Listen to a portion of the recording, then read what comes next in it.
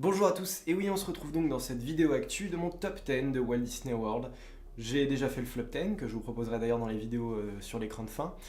On a déjà donc parlé de tout ce qui fâchait, tout ce qui n'allait pas à Walt Disney World, mais bien sûr le plus important c'est tout ce qu'il y a de prodigieux, tout ce qu'il y a de réussi, en particulier dans ce resort Disney, vraiment la touche exclusive, ce qu'il y a de grandiose, de magnifique qui m'a vraiment marqué. Voilà donc les 10 attractions à mon avis qu'il ne faut vraiment pas manquer en cas de séjour, en cas de visite à Walt Disney World.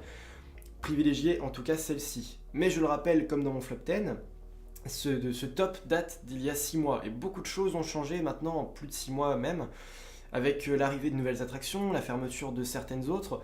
Donc voilà, c'est à remettre dans le contexte donc de début 2017 et beaucoup de choses encore sont à venir parmi les changements de Walt Disney World.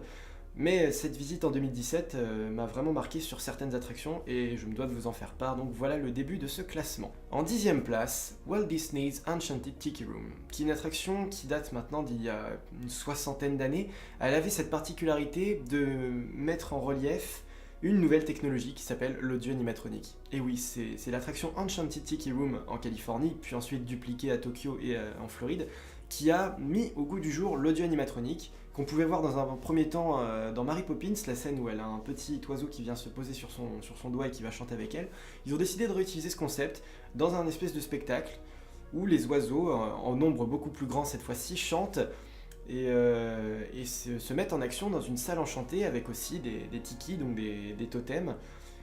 Et ce qui est fou, c'est que 60 ans après, ça marche encore ce concept. Alors rien que pour le fait qu'elle n'existe pas à Disneyland Paris, pour nous, Européens, elle vaut encore plus le détour que pour n'importe quel autre passionné Disney, puisque nous, vraiment, c'est inconnu et c'est un grand classique qui, malheureusement, n'a jamais pris place à Disneyland Paris. Donc si vous connaissez un peu tout ça, si vous êtes un peu fan, oui, rien que pour ça, vraiment c'est un atout de taille. Question influence, il n'y avait pas grand monde quand j'y suis allé, donc c'est peut-être une attraction qui n'a plus la même popularité qu'auparavant, mais qui fonctionne encore toujours très très bien. Un anglais assez simple, c'est beau, c'est coloré, c'est merveilleux, c'est tropical. Ça fait rêver, ça fait voyager, c'est simple, rien qu'en s'asseyant dans une salle où quelques oiseaux, quelques totems vont chanter avec un peu de fumée, avec des éclairs et de la pluie pour simuler une tempête tropicale et une chanson qui va aller dans le contexte, ou quelques petites vannes, quelques petites références, quelques petits easter eggs, notamment sur la chanson des nains à la fin qui est reprise version tropicale par nos oiseaux. C'est pas mal, c'est fou. Moi je trouve que ça marche incroyablement encore. C'est fou, 60 ans après, c'est dingue. Et bon, c'est peut-être un peu vieux, voilà, comme certaines attractions de mon Flop 10 par exemple, mais qui fonctionnent encore très très bien parce qu'elles ont cette puissance, elles ont ce corps avec une centaine d'audio animatroniques dans la même salle qui sont au-dessus de vos têtes. C'est bien pensé, c'est bien foutu. C'est très très bien foutu. C'est peut-être pas le genre d'attraction à refaire et à refaire bien sûr, mais franchement, voilà, c'est la touche classique, c'est l'époque de Walt Disney aussi, ça fait partie de ces dernières attractions qu'il a imaginées.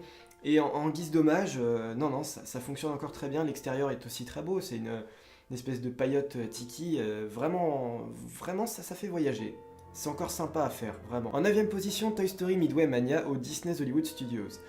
Alors à mon avis, je pense que l'attraction est peut-être correspond beaucoup plus à Disney California Adventure ou même à Tokyo Disney Sea dans la façon dont elle a été intégrée. On n'a pas affaire à la plus jolie version, je pense extérieurement parlant, au Disney's Hollywood Studios, mais elle reste tout à fait correcte à l'intérieur. C'est pas le genre d'attraction que j'ai envie de voir débarquer à Disneyland Paris, parce qu'on a déjà suffisamment de Toy Story comme ça, mais force est de constater que c'est vraiment bien fait pour s'amuser. Je pense que c'est la meilleure attraction Disney pour s'amuser. C'est incroyable, c'est beau, c'est bien foutu, ça manque un peu. T'aimerais bien choper un ou deux audio animatronics au détour d'un écran, avoir peut-être un petit passage où justement tu verrais Woody qui t'encourage sous la forme d'un audio animatronic. C'est ça, je pense que c'est une attraction l'air de rien qui est très cheap. Mais le côté cheap et le côté simple fait que c'est vraiment là-dedans que ça va fonctionner avec des petits jeux d'arcade, des petits jeux vidéo. Ça pourrait même se décliner. Moi, longtemps, j'ai imaginé des versions comme les mondes des Ralph, le monde de Ralph. Voilà, par exemple, pas les mondes des Ralph. Où on pourrait décliner ce genre d'attraction. Enfin voilà, je pense que il y a vraiment de l'idée. C'est ça, ça part peut-être de rien, mais il y a de l'idée. Toy Story Midway Mania, ça a fonctionné avec un budget pas ouf. Voilà, il y a des idées. Comme quoi on peut faire aussi des sacrés trucs avec des petites idées, avec un pistolet et un écran. Voilà, Disney arrive très bien à faire ça. 8ème place, Seven Dwarfs Mine Train, qui fut une belle révélation.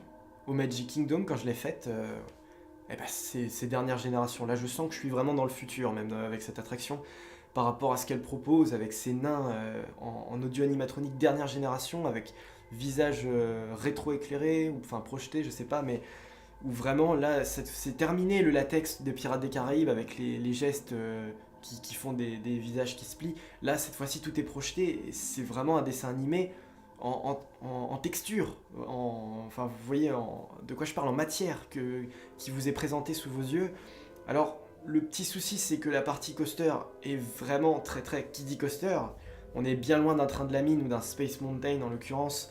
Je parle du Space Mountain Magic Kingdom. Les sensations sont beaucoup trop légères pour parler d'un véritable coaster en soi.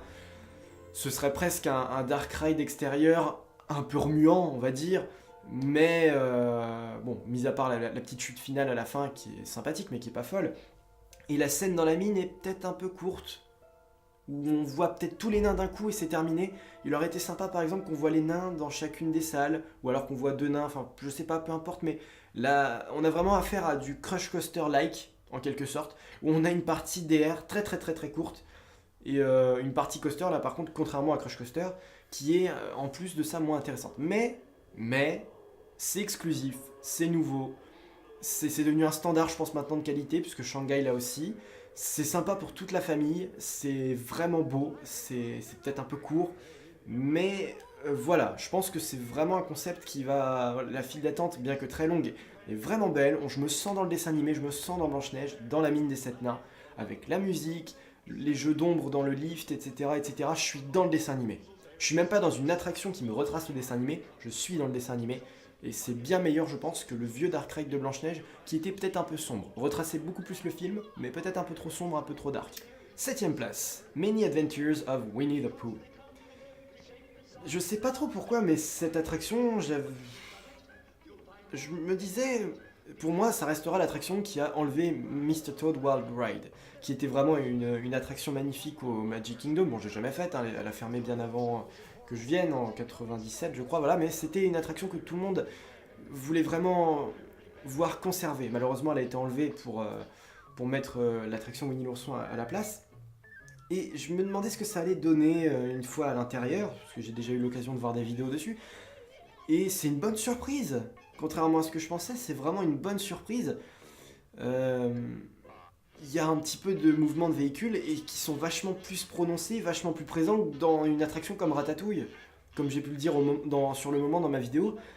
C'est vraiment cool, c'est un dark ride qui est peut-être pas aussi vieux que les autres, qui est pas aussi vraiment comme Blanche-Neige ou Pinocchio par exemple, qui sont vraiment des dark rides des années 80 dans ce qu'ils sont aujourd'hui. Ou même encore Peter Pan, hein. Bon il a été refait il y a quelques temps pour certains, mais quand on voit celui du Magic Kingdom il est très vieux aussi. Là Winnie c'est vraiment un dark ride des années 2000, ça se voit vraiment, c'est vraiment très 2000. Hormis quelques scènes qui sont peut-être un petit peu figées, on a vraiment des jolies choses. On a aussi là des personnages qui sont vachement plus réalistes, qui paraissent plus réels, mieux faits que certains autres personnages de Dark Ride. Donc c'est vraiment ce qui m'a plu, une petite histoire sympa. Et ça mélange plusieurs univers dans une seule attraction. On a une scène de rêve, on a une scène d'orage, une scène de vent, une scène d'anniversaire. Ça mélange vraiment pas mal de choses dans une seule et même attraction qui au final donne une continuité assez étrange parce que je vois pas vraiment une histoire complète. Enfin, j'ai l'impression que c'est plusieurs parties d'histoire de Winnie l'ourson qu'on assemble dans une attraction en fait, c'est un peu ça. Mais le tout donne quelque chose de vraiment sympa et je retrouve les bouquins Winnie l'ourson, pareil que je lisais quand j'étais petit, où j'ai pas vu de dessin animé Winnie l'ourson, honte à moi. Mais ça reste très sympa, très correct. Et pour le coup, le remplacement à Mr. Toad Wild Ride n'est pas trop... Enfin voilà, est triste. Parce que c'était vraiment une attraction unique. Mr. Toad Wild Ride, c'est très difficile à prononcer aussi. Mais Winnie l'ourson, vraiment, c'est sympa aussi, ça vaut le coup. En 6ème position, Test Track. Et là, ça commence vraiment à être les trucs genre on rigole plus, quoi. Là, c'est des attractions... Déjà, il y a que dans ce parc-là qu'elle existe, un Test Track. Et pareil, elle a été refaite il y a quelques années, parce que c'était bien vieillot aussi, l'air de rien. Et en Californie, ils utilisent aussi une de ces technologies pour Radiator Springs Racers. Et c'est beau, là, c'est vraiment, on a presque une attraction Tron. Voilà, il y a des attractions Tron qui vont venir dans le futur dans les parcs Disney. Et Test Track est un peu le signe avant-coureur de ces attractions Tron, parce que c'est une voiture du futur dans un univers du futur avec des tests qui font que la voiture va accélérer, va vriller, va freiner, on a l'impression qu'on va se bouffer des décors. C'est pas mal foutu. Il y a une file single rider qui m'a permis de faire l'attraction plusieurs fois dans la journée avec un temps d'attente assez limité. Donc c'est bien mis en scène. Voilà. Après, l'extérieur est pas fou. On a l'impression de rentrer dans une espèce de salon de l'automobile, ce qui n'est pas condamnable, mais ça pourrait être un peu plus futuriste après, extérieurement parlant. Mais ça reste énorme. Ils ont vraiment aussi un contrat avec Chevrolet pour faire un partenariat avec l'attraction. Il y a plein de choses, il y a plein de bonnes choses en gros, et l'attraction propose aussi sa propulsion finale à la fin, à l'extérieur, où là le décor c'est le parking, mais bon, ça passe très bien avec la vision d'Epcot, je pense. Mais tu as une pointe de vitesse en décapotable, vraiment sympa pour les amateurs de vitesse et de belles voitures, c'est cool. Et ça reste tout à fait familial, mais c'est une aventure du futur qui dépasse de très loin certaines attractions de Tomorrowland. Et c'est ça qui est dingue. 5ème place, Frozen Ever After, qui m'a presque réconcilié avec le film La Reine des Neiges. C'est magnifique, c'est incroyable, c'est beau. Maelstrom, pareil, une attraction que les gens ne voulaient pas forcément voir partir à la base. Beaucoup de gens ont critiqué, beaucoup de gens se sont posé des questions. Mais Frozen Ever After, ça a agrandi l'attraction, ça a renouvelé le concept, ça met une licence forte. Alors même si je déteste, au moins c'est la toute première attraction, La Reine des Neiges. Et même si je déteste, il faut pas que ce soit la seule. J'en ai marre moi de tous ces petits spectacles, ces saisons Reine des Neiges, ces micro-parades Reine des Neiges qui n'apportent rien. Là j'ai vraiment le film, j'ai vraiment ce que j'ai kiffé dans le film. J'ai Olaf qui me suit du regard, qui suit mon bateau. J'ai Elsa qui vient chanter devant moi, qui propulse le bateau, qui fait des trucs, enfin voilà, qui envoie sa neige, sa glace à travers les décors. C'est ça qu'il faut, c'est ce que j'ai vu, c'est vraiment le visuel, accompagné par la chanson bien sûr, qui retrace encore comme dans Seven Dwarfs Mine Train ou comme dans Many Adventures of Winnie the Pooh.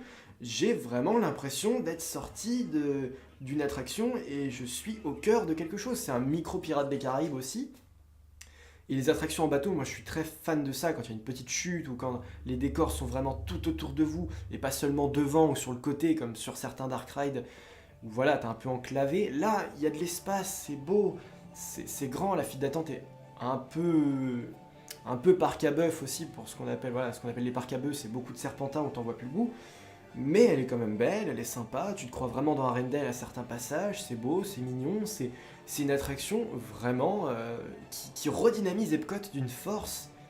Et certains auraient voulu la voir au Magic Kingdom, peut-être, mais c'est tout. Maintenant, Epcot, tout son charme réside dans cette attraction, avec Test Track aussi.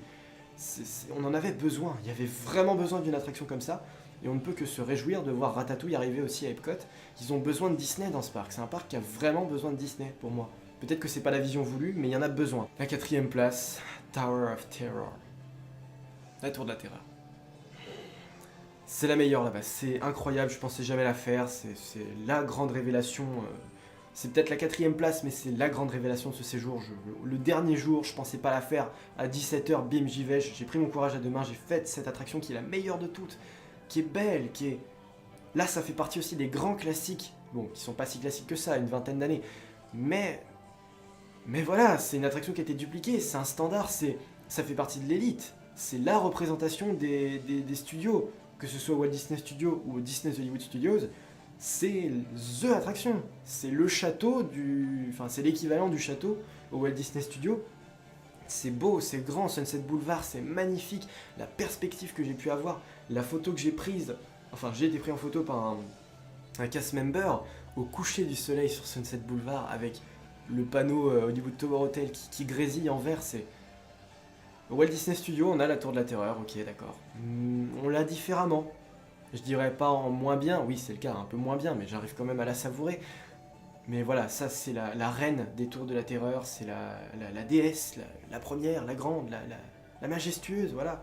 Avec cette scène où on flotte dans la 4ème dimension, ces chutes aléatoires. Tout est dit. Attention, on aborde donc le podium. 3ème place, Fantasmic, qui fut un moment unique dans ma vie. Là, ça va être de plus en plus difficile à décrire ce que j'ai ressenti sur le moment, parce que j'ai vu de la folie autour de moi, des gens qui étaient dingues, qui savaient plus vraiment, enfin, qui criaient, Comment vous raconter ça?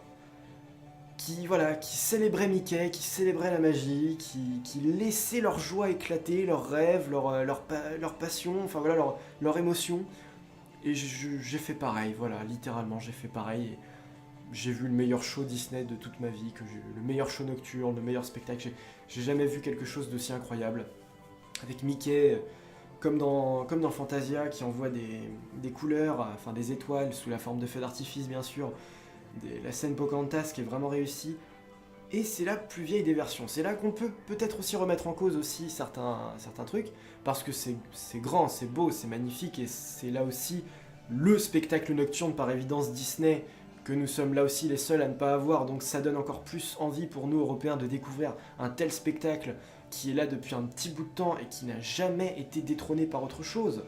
C'est un spectacle qui coûte certainement cher, qui a une mise en scène incroyable, qui est pharaonique, qui demande beaucoup de préparation, beaucoup d'entretien. C'est pour ça que c'est presque un ride à lui tout seul pour tous les effets qu'il regroupe, pour tout ce qu'il a besoin pour être joué. Avec pareil, des marionnettes géantes, des feux d'artifice, de la fumée, des chars sur l'eau, enfin des produits, des trucs comme ça. Il y a besoin de tellement de choses. Et ils mettent le paquet sur ce show. C'est peut-être la plus vieille version, parce que pareil, celle de Disneyland Californie vient de se refaire une beauté, et elle est vraiment neuve avec des licences un petit peu plus actuelles comme Pirates des Caraïbes par exemple. Mais waouh, celle de Walt Disney World quand même, purée! J'ai jamais vécu ça de ma vie. Deuxième place, Splash Mountain, parce que Splash Mountain c'est l'histoire de ma vie, c'est tout. Voilà, Frère Renard, ça a été mon avatar sur plusieurs forums Disney, enfin c'est toujours mon avatar. C'est le tout premier personnage Disney que j'ai rencontré à qui j'ai pu faire un câlin et prendre une photo quand j'étais tout petit. Et je suis allé le voir. J'étais content qu'il chope ce putain de lapin. Non, vraiment, c'est limite si j'ai pas fait l'attraction uniquement pour lui. Et qu'est-ce qu'on a besoin d'un Splash Mountain en France? Toujours cette même histoire où là, on n'a pas l'attraction, donc ça donne encore plus envie de la faire, bien sûr. Et c'est fou parce que c'est basé sur une licence qui n'est pas très connue, Mélodie du Sud. Et n'allez pas me dire aussi, oui, mais aux États-Unis ils connaissent mieux l'attraction. Attends. L'attraction, elle a ouverte pratiquement 60 ans, 50 ans après le film, donc je pense pas qu'ils s'en souvenaient des masses non plus. Hein. C'est pas resté un grand classique, je pense, là-bas chez eux, ça a peut-être eu un succès. Mais voilà.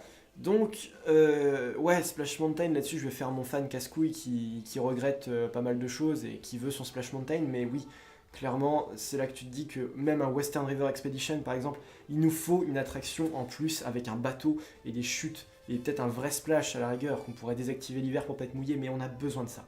C'est le standard qui nous manque. Il nous manque beaucoup de choses, hein.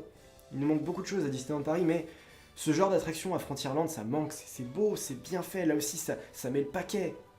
Tout autour de toi, à l'extérieur, c'est sur plusieurs étages, plusieurs niveaux, avec des personnages vraiment magnifiques, avec des décors dans le noir, puis dans la lumière. C'est rigolo, c'est amusant, tu vois plein de personnages vraiment merveilleux qui se marrent, qui font des pièges, des surprises, des gags, qui se font attraper. Et à la fin, ça retrace pas mal les scènes de dessin animé, mais dans un ordre différent de celle du film. Et la chute a même a lieu d'exister dans l'attraction en tant que scène. La chute, c'est l'évasion du repère de Frère Renard pour retomber à la fin dans le champ de ronces, comme dans le dessin animé pour ceux qui connaissent.